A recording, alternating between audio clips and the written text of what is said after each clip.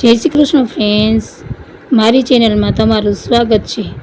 આજે આપણે બનાવીશું એકદમ ક્રિસ્પી અને ટેસ્ટી બાજરીના ખાખરા। આ વિડીયોમાં હું તમને એક એવી ટીપ આપવાની છું જેનાથી તમારા બાજરીના ખાખરા વણતી વખતે અને શેકતી વખતે ફાટશે નહીં અને ક્રિસ્પી બનશે। તો ફ્રેન્ડ્સ, ચાલુ કરીએ આજનો વિડીયો। બાજરીના ખાખરા બનાવવા માટે મેં અહીંયા એક વાટકો બાજરીનો લોટ લીધો છે અને હવે એને આપણે ચારી લેશું। ફ્રેન્ડ્સ, હવે આપણે ખાખરા ફાટે નહીં એના માટે આપણે બાજરીના લોટમાં 2 મોટી ચમચી મેંદો નાખીશું। અને ફ્રેન્ડ્સ, આ ટીપ બહુ જ ઉપયોગી છે। હવે આપણે એમાં 2 મોટી ચમચી જેટલું તેલ નાખીશું। મારી મમ્મીનો વિડીયો સારો લાગતો હોય તો લાઈક, શેર અને સબસ્ક્રાઈબ કરી દેજો। હવે આપણે આમાં નાખીશું કસૂરી મેથી। કસૂરી મેથીને આ રીતની 2 હાથ વચ્ચે લઈ અને થોડુંક મસરી અને પછી નાખવાની છે।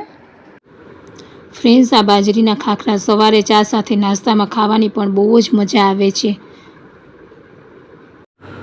હવે આપણે આમાં થોડાક ધાણા નાખીશું, સ્વાદ અનુસાર નિમક નાખીશું, 1 ચમચી ચટણી નાખીશું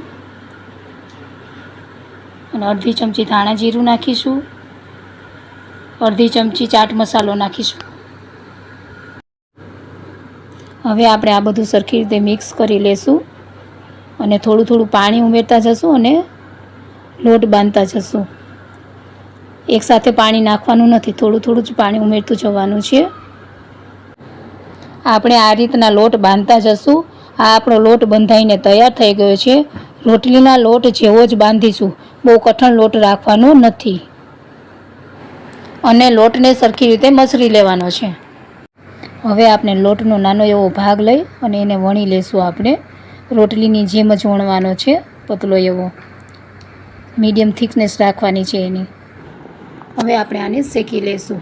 મેં નોનસ્ટિક પેન લીધેલી છે, એને મેં ગેસ ઉપર ગરમ થવા મૂકી દીધી છે અને આપણે ધીમા ગેસ ઉપર જ એને શેકવાનો છે। અને મેં અહીંયા થોડુંક તેલ નાખ્યું છે અને થોડુંક ઘી નાખ્યું છે, બંને મિક્સ કરી દીધા છે।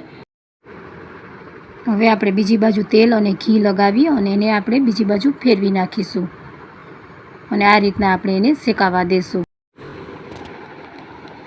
ખાસ ધ્યાન રાખજો, આપણે ખાખરાને ધીમા આંચે જ શેકવાનો છે અને આ રીતના આપણે દબાવતું જવાનું છે અને એને ફેરવતું જવાનું છે। હવે આપણે એક વાટકી લેશું અને ખાખરાને આ રીતના પ્રેસ કરતા જશું અને બંને બાજુ આ રીતના શેકતા જશું। વાટકીને બંને બાજુ ધીમે ધીમે પ્રેસ કરતા જશું અને ફેરવતા જશું આપણે, અને આ રીતના શેકાઈ જાય એટલે આપણા ખાખરા તૈયાર થઈ ગયા છે। ફ્રેન્ડ્સ, એકવાર જરૂર બનાવજો, આનો ટેસ્ટ બહુ જ મસ્ત છે। તમે આને એકવાર બનાવશો તો વારંવાર બનાવવાની ઈચ્છા થશે તમને। હવે આપણે આના પર ચાટ મસાલો છાંટીશું। ચાટ મસાલાથી આનો ટેસ્ટ બહુ જ મસ્ત લાગે છે અને ચાટ મસાલો ખાખરા ગરમ હોય ત્યારે જ છાંટવાનો છે। આ આપણા ખાખરા બનીને તૈયાર થઈ ગયા છે। ફ્રેન્ડ્સ, તમે આ રીતની મારી ટિપ્સ ફોલો કરી ખાખરા બનાવશો તો તમારા ખાખરા એકદમ મસ્ત અને ક્રિસ્પી બનશે। મારી મમ્મીનો વિડીયો સારો લાગ્યો હોય તો લાઈક, શેર અને સબસ્ક્રાઈબ કરી દેજો। Thank you for watching my mom video. જય શ્રી કૃષ્ણ ફ્રેન્ડ્સ।